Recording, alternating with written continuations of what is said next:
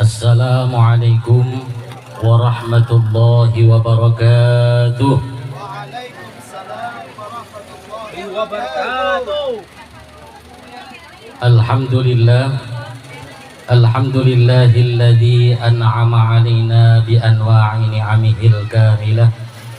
Wassalatu wassalamu ala sayyidina Muhammadin muqtada jami'il ummah wa ala alihi wa ashabihi wa man tabi'ahum bi ihsanin ila yaumil qiyamah. Qala Allah ta'ala fi kitabihil karim, a'udzu billahi minasy syaithanir rajim. Bismillahirrahmanirrahim. Ya ayyuhalladzina amanu taqullaha wal tanzur nafsum ma qaddamat lighad. Al-ayah. Amma ba'du.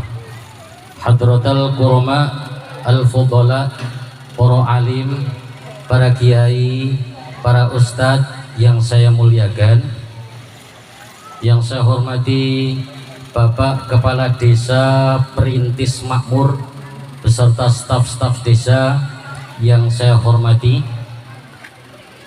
yang saya muliakan bapak-bapak tokoh agama, tokoh masyarakat, bini sepuh, sesepuh, pepundan sepuh, ketua muslimat, ketua BKMT yang saya hormati, bapak-bapak, ibu-ibu, hadirin hadirat, muslimin muslimat, generasi muda-mudi Ansor Fatayat yang intelek, yang diplomat, yang sama-sama mengharap rahmat Allah Subhanahu wa taala. Grup Rebana Babul Mustafa yang sama-sama kita banggakan. Pertama, marilah kita sama-sama memanjatkan puja-puji syukur kehadirat Allah Subhanahu wa taala, yang mana Allah senantiasa melimpahkan nikmat-nikmat dan karunia-Nya kepada kita setiap waktu, setiap saat, sehingga kita tidak dapat menghitungnya karena begitu banyaknya nikmat Allah. Salawat salam semoga senantiasa dilimpahkan kepada Nabi kita, Nabi besar Muhammad sallallahu alaihi wasallam beserta keluarga dan para sahabat-sahabatnya. Bapak-bapak, ibu-ibu, hadirin hadirat yang sama-sama mengharap rahmat Allah Subhanahu wa taala. Saat ini kita berkumpul dalam rangka menyambut tahun baru Islam, yang mana di tahun baru ini kita supaya menjalankan bagaimana tahun-tahun yang akan datang lebih baik daripada tahun-tahun yang lalu. Allah Subhanahu wa taala berfirman, ya ayyuhalladzina amanu taqullaha wal tanzur nafsum ma qaddamat lighad. Orang-orang yang beriman, bertakwalah kamu kepada Allah. Di mana-mana perintah takwa Allah Subhanahu wa taala menyebut dan berkali-kali, karena pentingnya takwa. Yang pertama ini supaya kita bertakwa kepada Allah Subhanahu wa taala. Sehingga orang yang takwa ini Allah Subhanahu wa taala berikan jaminan, may yattaqillaha yaj'al lahu makhraja, dan barang siapa bertakwa kepada Allah, Allah akan berikan solusi dari segala masalah-masalahnya. Wa yarzuqhu min haitsu la yahtasib, dan Allah akan berikan rezeki dari jalan yang tidak disangka-sangka. Jalan rezekinya dijamin oleh Allah taala. Senang nopo mboten, Bu? Ini kalau pengajian ibu-ibu jauh ini kurang semangat kadang. Nggak ada yang jawab. Ya. Jadi ada 5 orang yang dijamin rezekinya oleh Allah, ibu-ibu, bapak-bapak. Siapa? Yang pertama adalah bayi. Bayi yang baru lahir itu, masih kecil itu rezekinya dijamin, nggak usah deres, nggak usah motong, nggak usah kerja, itu dijamin oleh Allah, rezekinya oleh Allah. Ketika nggak bisa ngunyah, didulang, tulangnya juga bubur yang lembut. Ini bayi-bayi. Kemudian yang kedua adalah orang yang sakit ibu, itu rezekinya dijamin oleh Allah Ta'ala. Jenengan nek pengen rezekinya dijamin sakit ya, dijamin sakit, sakitnya sedikit, itu paling tidak disuntik minum obat.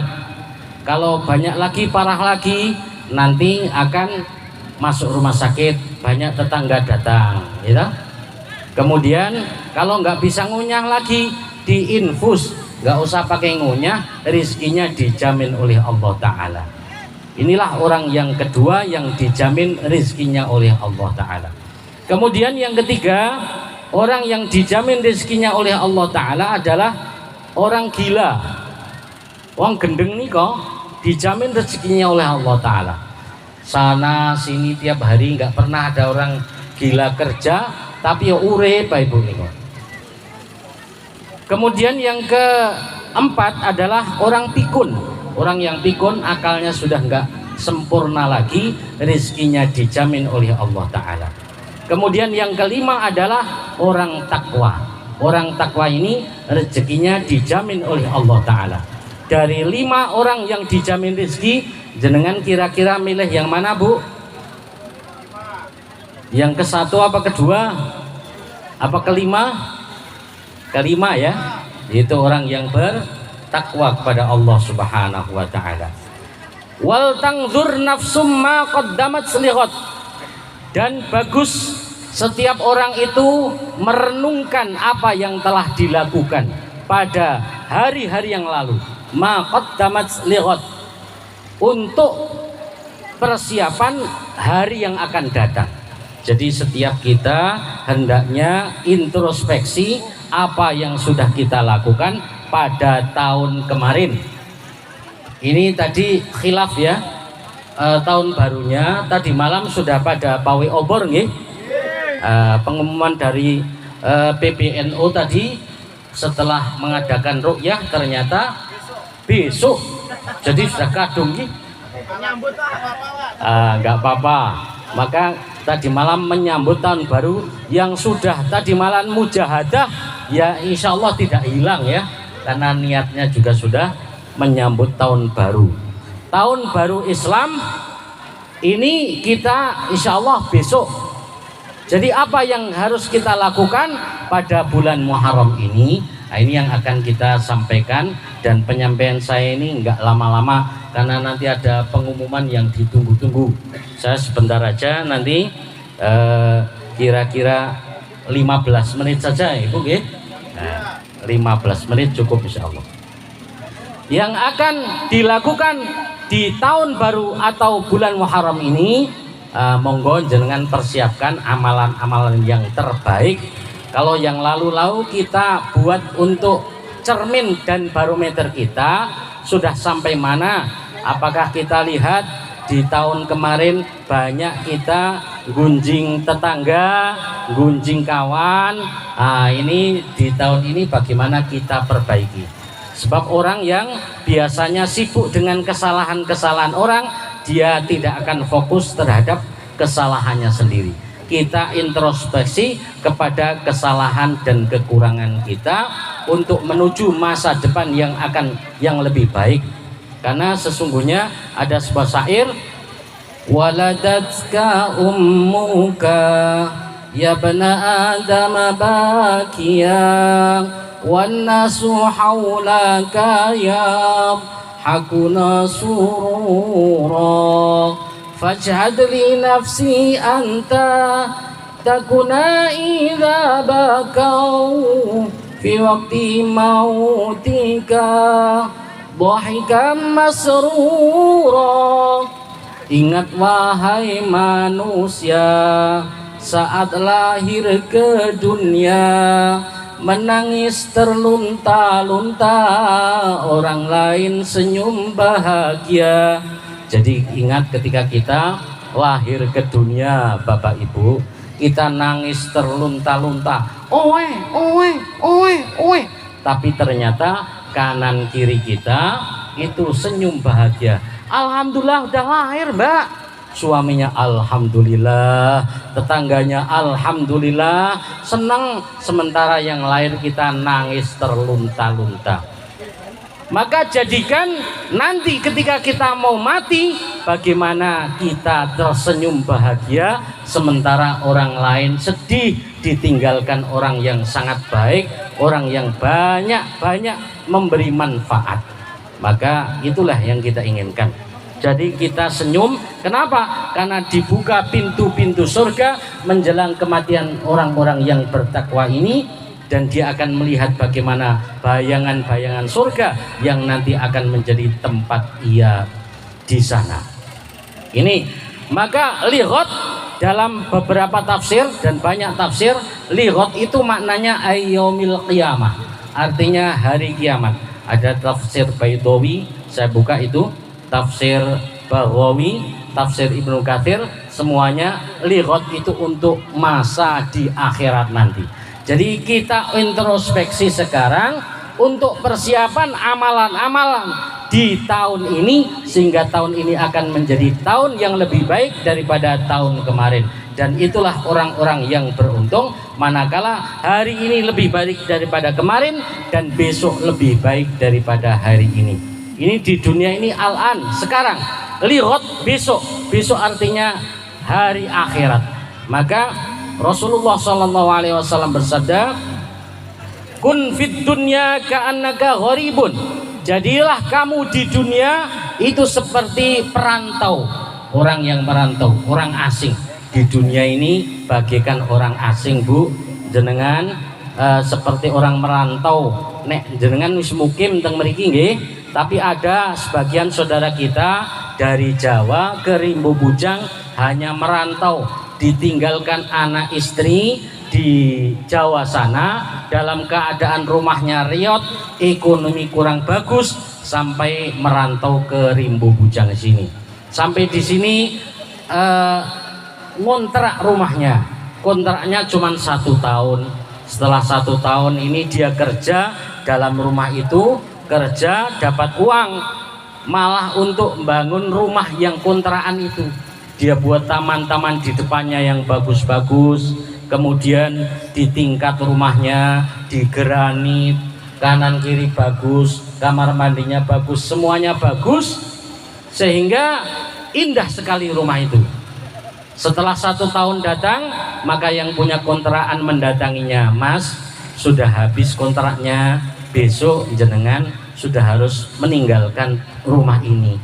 Maka orang ini, loh, ini sudah saya bangun, Bu, sudah granit, sudah tingkat, WC juga bagus sekali, taman-taman itu linda itu, lihat, Bu. Maka, lah kenapa dibangun, Mas? Ini kan kontrakan. Wah, iya ya, saya lupa.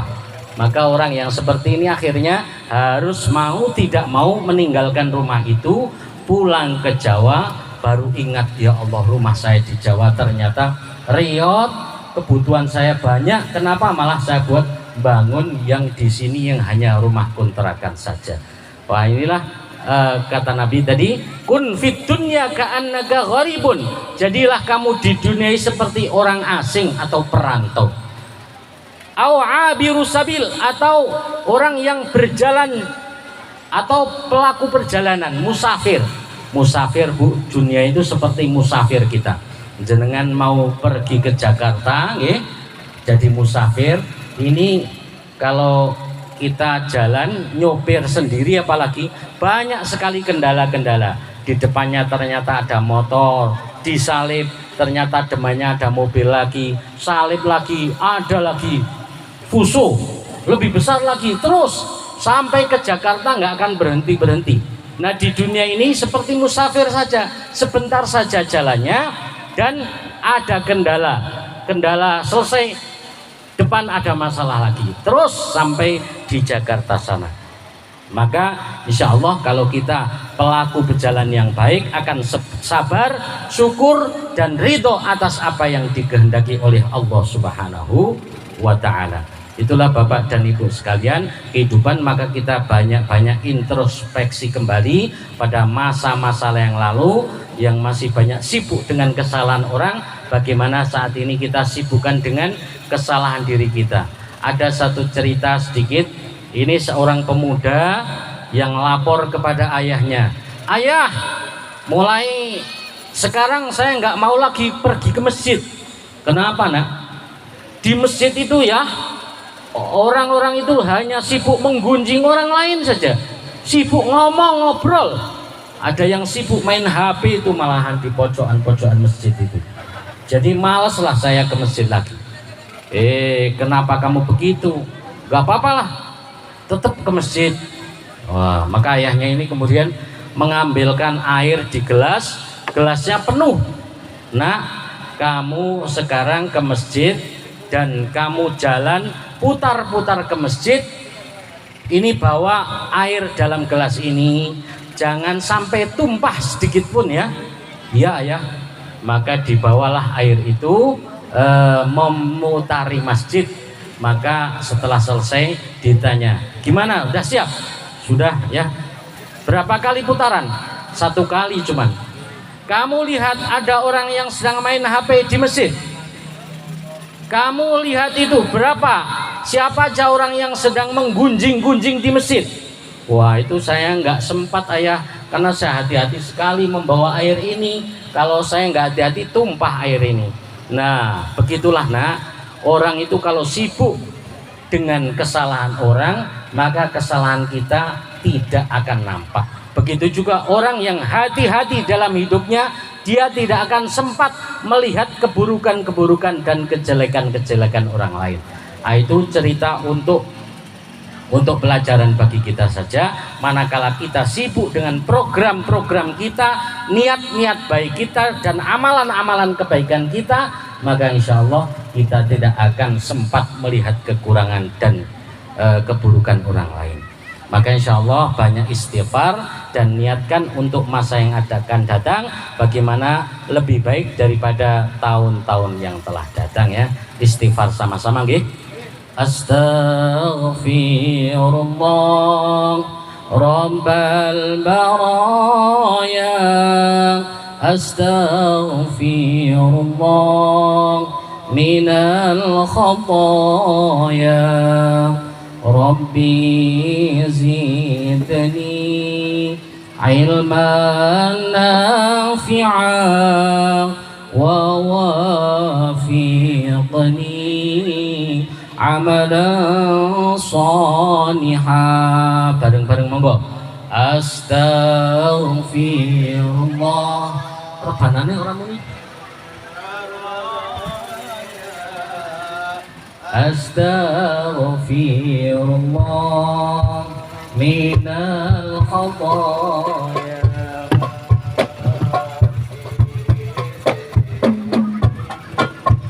ilman nafi'an wa wafiqni amalan salihah. Stop dulu biar denger. Kawan sahabat, mari bertaubat, hari telah dekat, hampir kiamat. Taubat nasuha dengan sempurna, syaratnya 3 harus dijaga. Astaghfirullah Rabbal baraya, astaghfirullah minal khataya, Rabbi zidni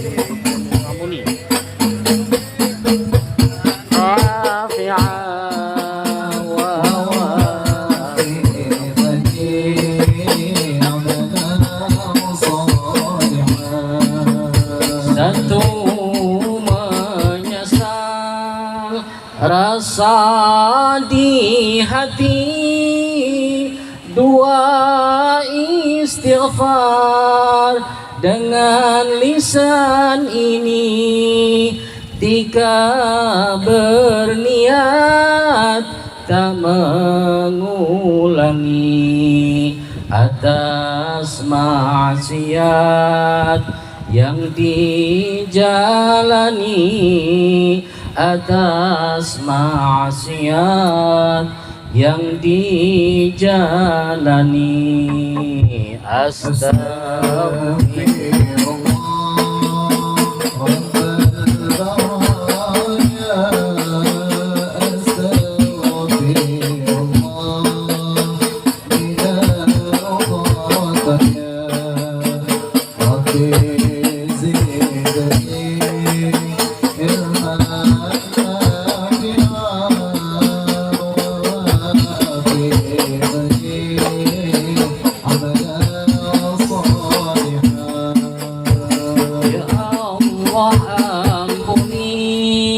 Dosa-dosa kamilah hambamu yang tak tahu diri. Anugerah nikmatmu tak kami syukuri. Dosa dan maksiat tambah tiap hari, dosa dan maksiat tambah tiap hari. Astagfirullah Rabbal baraya. Astagfirullah minal khataya. Rabbi zidni